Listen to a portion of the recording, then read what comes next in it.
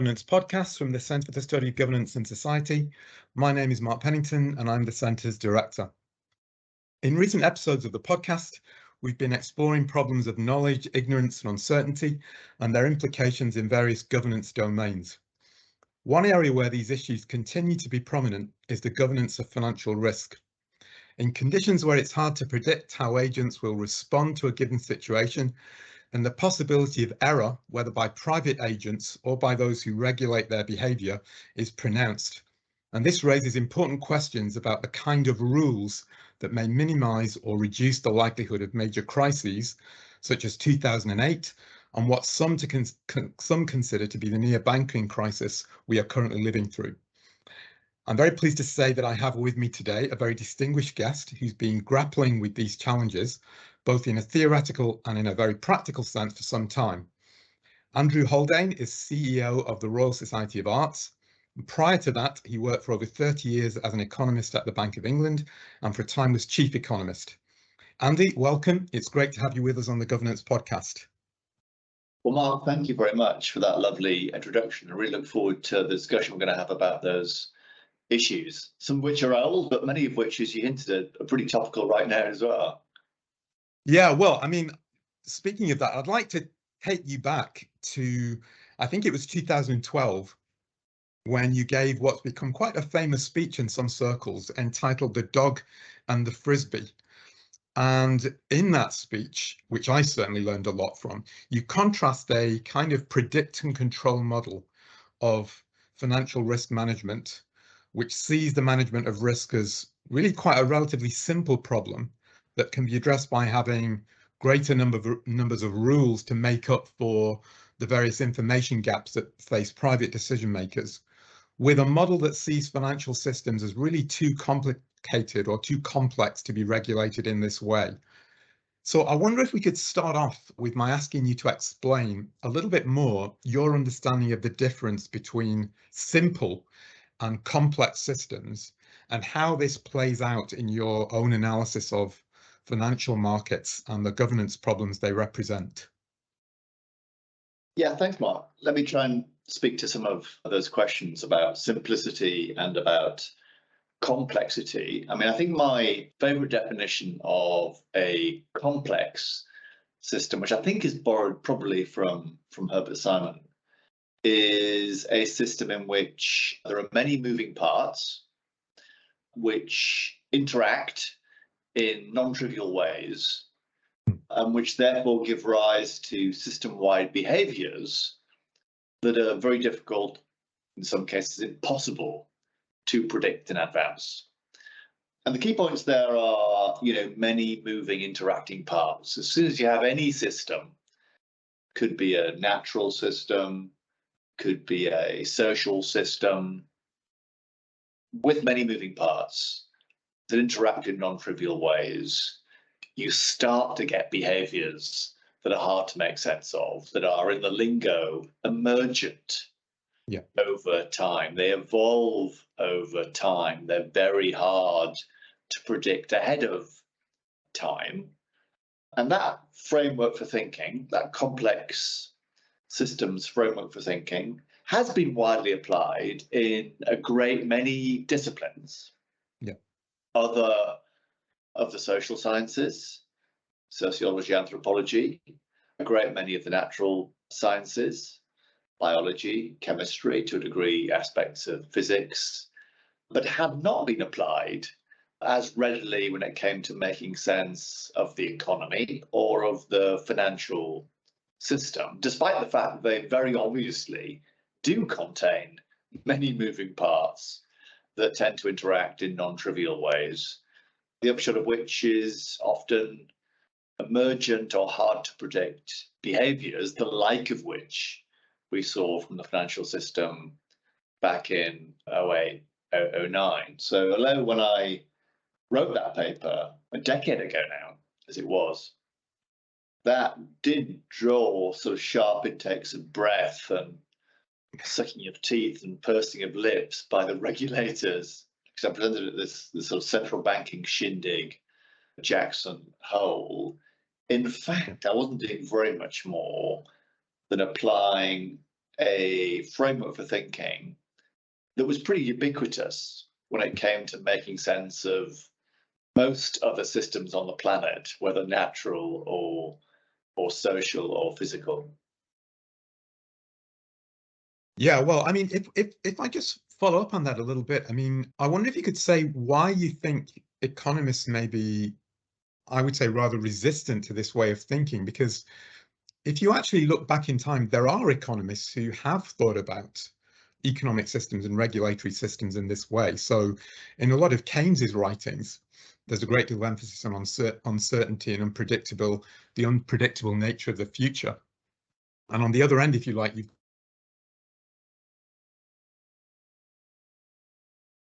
got acceptance speech, the pretense of knowledge. So both of those thinkers in different ways were very much focused on this idea of the future being to some extent unpredictable. So why is it that so many contemporary economists seem maybe resistant to that kind of idea? It's a very interesting point, Mark. I mean, you're quite right that many of the intellectual economic titans of the 20th century, you mentioned Keynes, you mentioned Hayek, Friedman was cut from similar cloth, although they were, in a sense, sometimes in quite ideologically different places, they all recognized, ignorance, the not knowing, as being absolutely central to the setting of policy. I mean, Friedman's K% monetary policy rule was the ultimate simple rule, born of not wanting central bankers to be fine-tuning too much. Why is it then that economics found itself increasing in the latter part of the 20th century going down a somewhat different path? Well, I think there was a desire to price things as accurately as possible, whether those things were goods and services or whether those things were financial assets of various types. And when it comes to the latter of those, the sort of standard Markowitz approach to the pricing of financial assets, that could be done in the most convenient and clearest way, in a way where the probability distribution of possible future outcomes was itself known. And therefore, you could put a price, a fairly well-defined price on risk, where within that distribution you ended up landing. And that's not to say those frameworks were tremendously useful. And of course, they were very useful and remain very useful for the pricing of risk. But what they did take out of the equation, literally take out of the equation, was the not knowing. Those situations where the distribution was not known, but rather was unknown or possibly unknowable. Yeah. And the desire to make economics scientific, the desire for precision of pricing were understandable features of those working in the discipline. But the shortcut assumptions that underpinned and underlay those models end up in reality often being violated, particularly at times of acute stress. In normal times, perhaps in peacetime, those models perform passably well when uncertainties are not acute. But of course, when they do spring forth, those models very quickly fall apart. And I think that was, for me, why economics and finance didn't take a misstep, but in their desire for scientific precision, and I suppose a degree of credibility, they made some, what after the fact look like quite heroic assumptions that have certainly not been borne out by the data over the past few years, Mark. I mean, obviously you're referring there to economists. I mean, in your experiences, and I think actually you gave the speech that I started off the conversation mentioning, I think you were giving it more to regulators. Do you feel that regulators also have that mindset? It's not just something that's sort of shared by economists, or are regulators, because they are sort of in touch with the daily realities, perhaps more in some senses, in some cases than economists? Are they more aware of the sort of issues that are involved here? I think they have become over time progressively aware of them. In some ways, the defining moment there was the financial crisis, where the models that had built up a real pace pre-crisis and used both within firms and by regulators, in a way, what we saw pre the global financial crisis was an increasing reliance on internal bank models by regulators. So they were both relying on these very complex, often quite unwieldy asset pricing beasts, which, when push came to shove, when the crisis broke, basically fractured in their hands and were no longer a useful guidepost to gauging how much risk banks were bearing individually, much less collectively.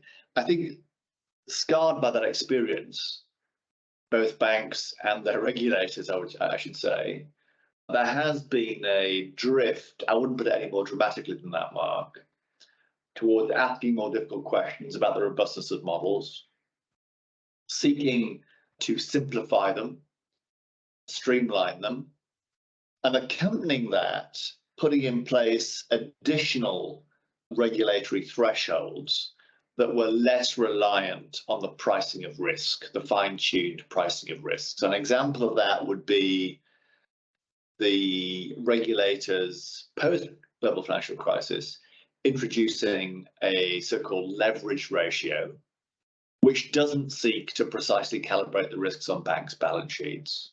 And to have that leverage ratio sit alongside the capital ratios that banks hold as a sort of belt and braces, recognizing that those risk prices that feed into the capital ratio might not be reliable when uncertainties are very acute. So I think we have seen a greater acknowledgement among regulators and banks of the need to take uncertainty seriously. I mean, stress testing would be another example where that's an exercise designed to take a quite extreme point in the distribution and ask what the implications of that are for bank solvency and liquidity.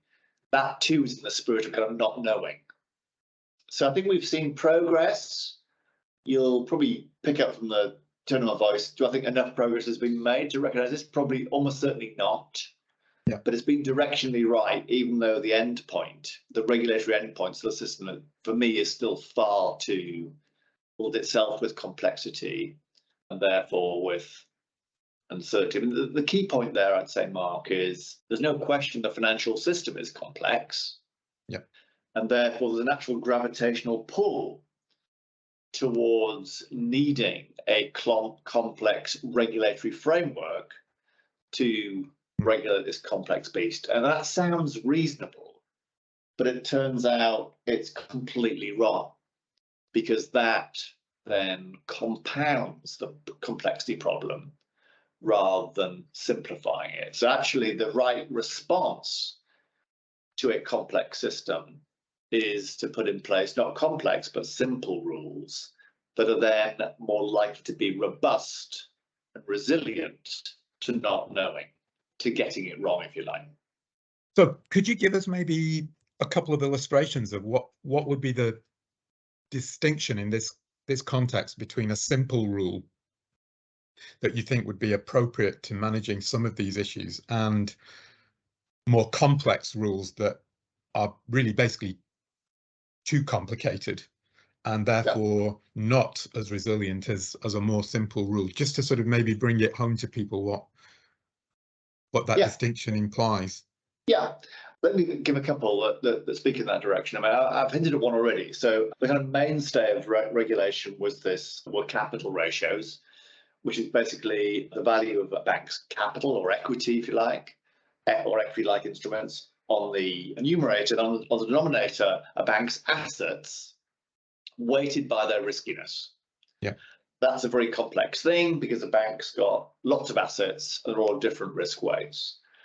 A much simpler alternative on the denominator of that ratio is to weight every asset equally, to give them equal weighting rather than seeking to risk weight them in a fine-tuned fashion. And that's what a leverage ratio is. It is robust to not knowing how risky the different assets on a balance sheet are.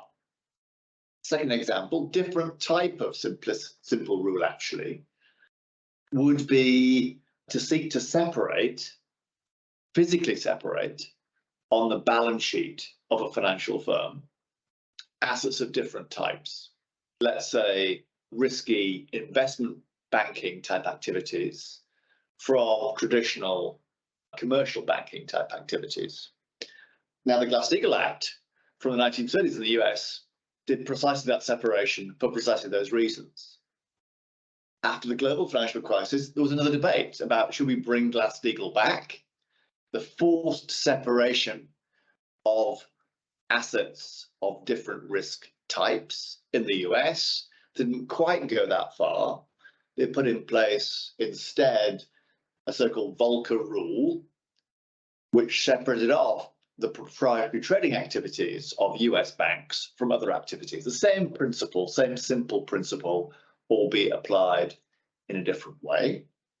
Here in the UK, as part of the proposals put forward by the Commission on Banking, chaired by John Vickers, there was the so-called ring fencing of assets, legal separation, if you like, of traditional banking activities supporting households and companies from banks other, including investment banking activities. Again, a simple-ish rule as a way of separating assets and separating assets of different risk types rather than assigning different prices to them. So those would be a couple of examples of the application of effectively this way of thinking, simple rules for a complex system in the financial domain. I mean, a third, again, from a somewhat different angle, would be in the market for derivatives, in particular the market for over-the-counter derivatives, and the requirement after the global financial crisis, they should be traded not in a bilateral way between financial firms, which made this very complex cat's cradle of interactions between those firms, but rather through a so-called central counterparty, so that every financial firm in a network had a sequence of bilateral transactions with this central counterparty in a more hub and spokes type configuration, rather than the cat's cradle that had pre-existed. A much simpler topology of the derivatives network, and hopefully, therefore, a more robust and resilient one. So 2 or 3 examples there, Mark, of how the kind of the ethos of complex systems found its way into the regulatory pocketbook. I mean, it strikes me, I find these examples and I find this way of thinking very, very convincing, but we need to recognize that regulation of any kind always takes place in a sort of political setting, where there are narratives or ways that sort of everyday people, as well as regulators, think about the world. And it strikes me that in a way, and that there's a bit of an irony in this, I guess, that this is a complex argument to actually present to the general public. And there's a general belief, it seems to me, sort of widely expressed in the media, that the problem over the last 20 or 30 years, whatever time frame you may look at, is the idea that there's not been enough regulation. Whereas your argument, and people who think like you, is rather more subtle. It's saying really it's not a question of whether you have too much or too little regulation. It's about the kind or the style of regulation. And so making this argument for simple rules rather than more rules, it does actually require this slightly counterintuitive form of thinking.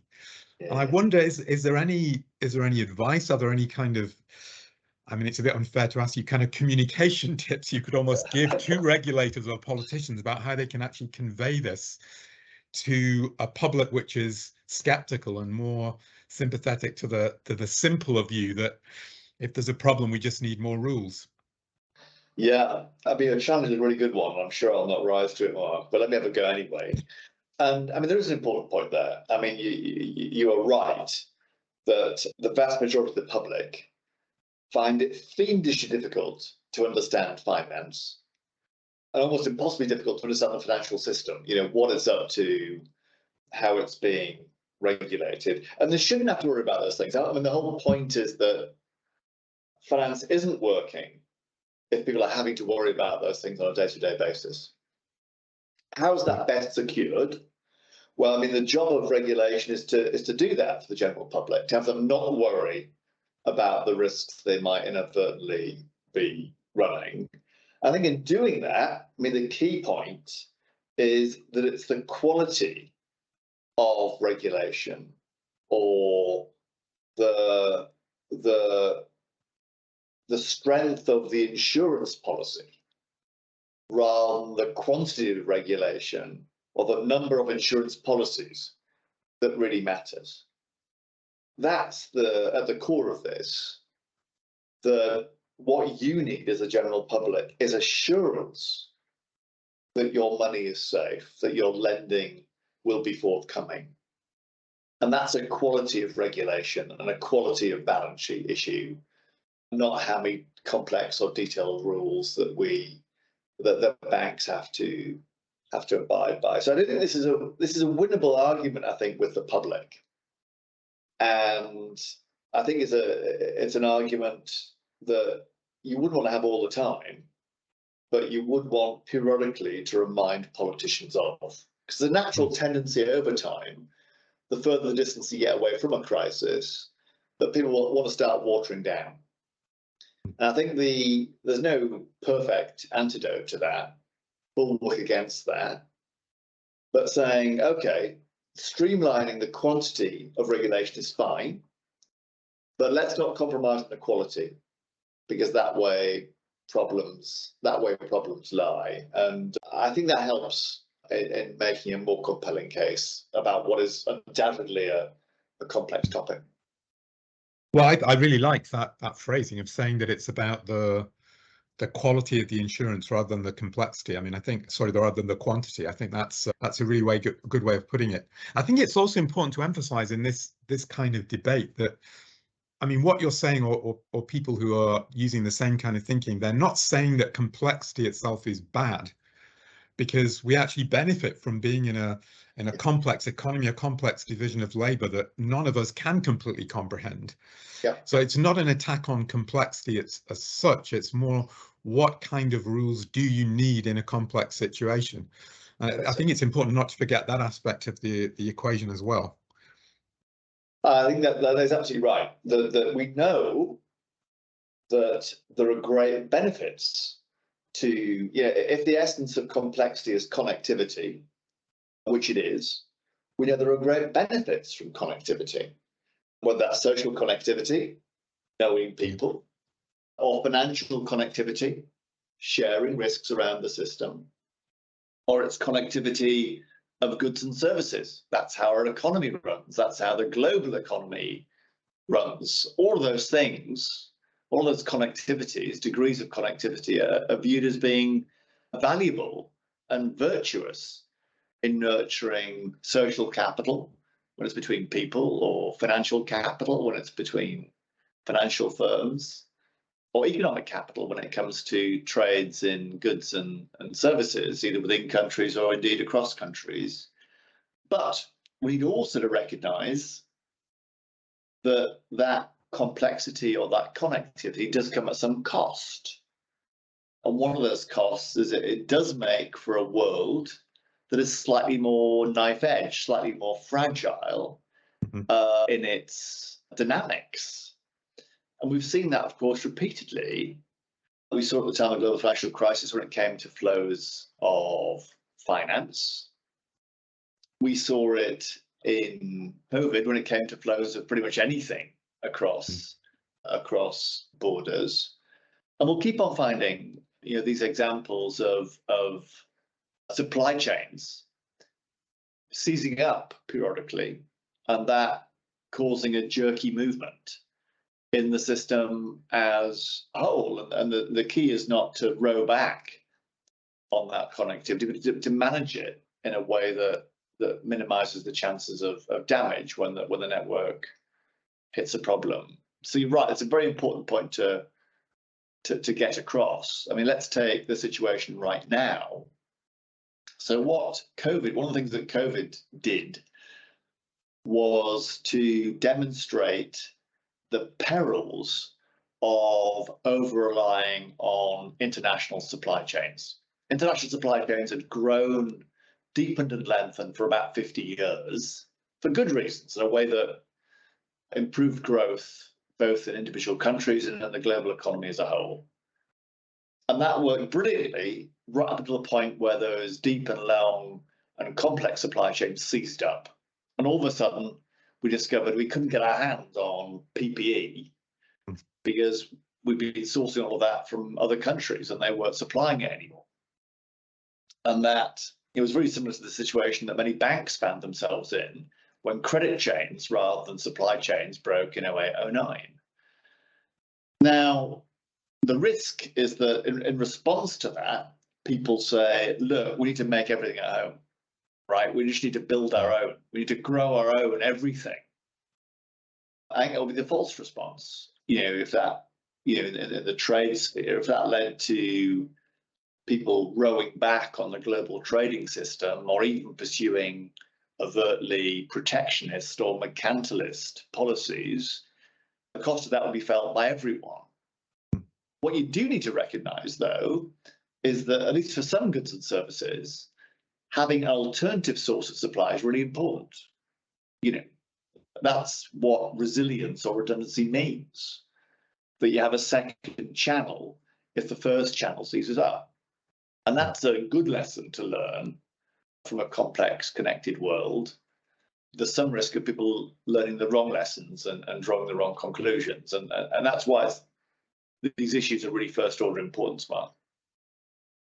Yeah, I mean, I think the pandemic is a very interesting case. I mean, I wouldn't ask you to, say what you think the right response is to or should have been to the pandemic as such, but I think it's an interesting question from this complexity angle, because you can think of a virus itself in terms of the way it interacts with the environment as a kind of complex system. It's a kind of emergent process through which a virus spreads. You can also think of the human populations it's interacting with as another complex dynamic. And then you've got people's attempt to regulate that as a further element of complexity. So you've got multiple interacting complex systems in something like the pandemic management. So, I mean, obviously different countries, different jurisdictions approached it differently, but is there anything you think that we can take from the pandemic in terms of simple rules but for a complex problem? Or do you think it's just, there's a limit to how far we can push that kind of thinking? No, I think the pandemic in some ways was a even better example of the potency of these forces and principles than was the global financial crisis. As you say, the defining characteristic then was that we didn't just have a complex system imploding, we had an interlocking complex system of systems imploding. We had the health system facing into this challenge at the same time as the economic system was facing with this challenge, at the same time as wider society was facing into this challenge, at the same time as the global trading system was facing, and it was a complex system of systems challenge. I mean, I think when you think about how we've managed our way through some of that, I think for me, a couple of points I thought were quite striking. One was, and I thought those setting out the case this very elegantly, had a way of bringing the uncertainties to the public domain really quite effectively. So we all became amateur statisticians, and we all got into the habit of being shown different scenarios, what might come to pass, given the extent of uncertainty. And I think that was, if you like, living proof of how even very complex problems can be distilled to a general public if you think hard about how to do that. Of course, the other way in which we conveyed regulatory, if you like, messages to the public is through very simple words and symbols.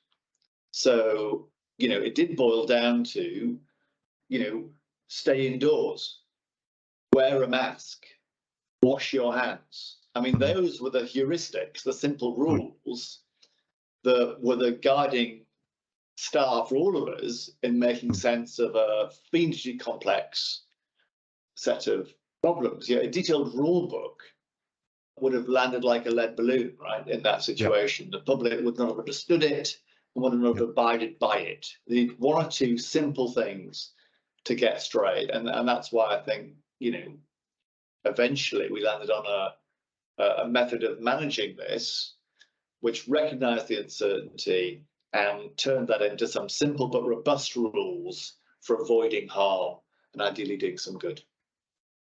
I mean, I wonder whether, in some sense, lessons can be learned from this more broadly, in the sense of public understandings of politics and policy making. I mean, you mentioned there that people got used to hearing about different scenarios. I mean, I'm not sure this has come out of the pandemic, but one thought I had was that maybe people could start to see that politicians, from whichever party it may be, can't just pull a lever and crank an output, whether it's in terms of, getting a better outcome from a pandemic response or whatever it may be, because they are dealing with systems with many complex parts. So I wonder whether, there's some hope that we may, get within society more generally, that decision makers at multiple levels are dealing with very, very complex problems, and that we shouldn't expect, in a sense, too much from them. We should have decent expectations, but you can't expect always that there are going to be clear-cut solutions that people can readily identify which lever they need to pull. I think there's a very important set of points in there, and partly this is about how we present our knowledge. I mentioned that when it came to the pandemic, those setting out what might happen next did so in a way that recognised, I felt, the very acute degree of uncertainty that existed at every stage of the pandemic. And we found a way of doing that was understandable and explicable. I mean, interestingly, going way back, one of the things in my previous job at the Bank of England that we tried to do when it came to macro forecasting is also to convey that sense of not knowing by putting effectively a probability distribution, we call it a fan chart, around our forecasts. And that at the time was seen as being kind of pretty out there, but what was a similar sort of attempt to kind of lay bare how much we didn't know about the course of the economy, which, turned out to be quite a lot that we didn't know about the course of the economy. So that's on the sort of presentation, I think, of the risks.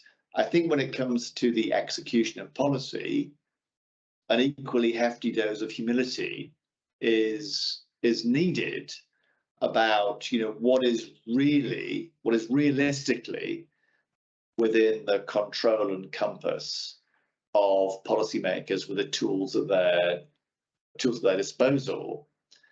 I mean, those things don't come easily, of course, because what the public wants from a public authority is authority.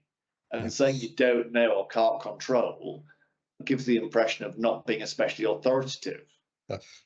But we need to get over ourselves on that. No one has done any good by us giving any impression of omniscience or omnipotence when it comes to controlling outcomes. I would say on that, I think policymakers have become better at doing that. Central banks have become better at saying, look, energy prices have gone up huge amounts. There is a limit in what we could do to, one, predict that, and two, control that with the tools at our disposal. And that is, I think, a rightful recognition of the limits of policy and the humility of policymakers that the public actually are understanding of when it's said in those terms. Yeah, well, I mean, my hope is very much that if people can see this kind of complexity and they can have that sort of humility you're referring to, it would actually improve the quality of public debate, that it will be less Yeah. maybe confrontational if everybody recognizes that we're all dealing with challenges where it really isn't clear that, there's ambiguity is something that we kind of have to live with and sort of grow up about it, really, in a way. I think that's true. It builds credibility when you don't know. The right answer is don't know, and that for me is not credibility denting. No. It's one, it's a truthful recognition of the reality of the situation. The public will understand that because they deal with a whole bunch of things that they don't know either. What is damaging for credibility is pretending you do, and after the fact, it being shown that you don't. That's an unforgivable risk. Not knowing is a forgivable one. Yeah. Well, on this issue of complexity, I wonder whether we could just, before we close, sort of discuss another one of the areas that you've been involved in recent years. So you've contributed quite a bit to this sort of so-called levelling up debate in the UK, and I know you did some work in that sort of area. This whole question of how we try to address regional inequalities in the UK, trying to sort of ameliorate some of those. And it strikes me this is another case where there really aren't straightforward levers that policymakers can pull and sort of crank out the outcome, because there are so many, to go back to the phrase you used earlier, moving parts in the system that are relevant to this. You've got the land use planning system, you've got issues to do with transportation, you've got all of these sorts of things that actually affect whether or not particular levelling up outcomes can be delivered. So I wonder, is that something that you've thought about in terms of how to discuss that particular topic? And have you got any thoughts on, again, without being too specific about what you would recommend, how that kind of thinking can inform that debate, how the complex systems kind of thinking can inform the levelling up debate? Yeah, and I mean on that one, I mean there's also some risk when you've got a hammer, everything looks like a nail, and every system then looks like a complex adaptive one. Yeah. But I do think when I think about issues of regional regeneration or levelling up, and I look at the evidence around what works, what has worked in regenerating places, what you find is a similarly complex picture. That if there were a sort of singular solution, a single lever that could be pulled that guarantees success, we'd have long since, Mark, have been pulling it, and we wouldn't have the problem that we have right now, which is loads of places being stuck in the mud and not regenerating themselves. And I mean, there were sometimes perhaps the metaphors sometimes used on this when it comes to placemaking is that it is, making a place is rather like making a cake. Yeah. In that you need multiple ingredients combined in the right amounts in the right way if the cake is to rise. So that means, in some places, the missing ingredient is the flour. In other places, the missing ingredient is the eggs or the milk or the sugar, or whatever it might be. It's always it's a complex systems problem. And therefore, a place that is struggling is a complex needs case. And it requires individual diagnosis. And when it comes to what those raw ingredients are, they are a blend of economic factors like businesses and jobs, infrastructural factors like transport links and broadband, financial factors, access to adequate money, social factors, a decent high street, green spaces, youth clubs and football clubs and museums. It requires physical capital, decent housing stock, decent factories and warehouses. You take any one of those ingredients out of the mix and the cake is lost, basically. And when it came to levelling up, when I was helping out in putting in place a framework for levelling up, that's why we defined it in terms of 12 distinct missions, which, if you like, were the 12 ingredients in the cake, in the regeneration cake, recognizing it as a a complex systems problem, albeit at the micro scale, that therefore required this kind of blended mix of policy interventions if it was to be successful. Of course, in the most left behind places, they're often missing the vast majority of the raw ingredients. Yeah. They need even greater amounts of intervention and TLC for the cake to rise. So yeah, it's a lens I think that has certainly helped me make sense and indeed shift prevailing Whitehall orthodoxy around levelling up. I think it's also relevant, bring us right up to date to diagnosing the fragilities currently being felt by our healthcare system. So, I'm in no way, shape or form a healthcare expert, but when I was just casting a little look at the end of last year at our healthcare system, I did so, from a position of ignorance, but through the lens of complex systems theory. And it was very clear to me that the performance behavior of our healthcare system had many similarities, both pre and during the global financial crisis with our financial system. Low-level stresses building in finance and in healthcare that are then tripped and triggered into a tailspin by a big event. Actually, not that big event, the subprime crisis for global finance, the COVID crisis for healthcare. And the result is a system that cannot easily reorganize itself, whose dynamics are then quasi-chaotic or certainly unstable. Yeah. So I do think this framework for thinking can provide a very different lens on making sense of what's going on, but also speaks to a rather different set of policy solutions to restore stability, whether it's in healthcare or any other system.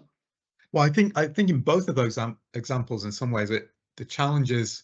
I mean, on the one hand, especially the way you describe the levelling up problem, it sounds like something that is very much specific to particular areas, so that the recipe, as you say, is going to vary according to the area, and that implies at one level quite a localized approach, that the local decision makers perhaps are more aware of what those factors may be than other more distant agents.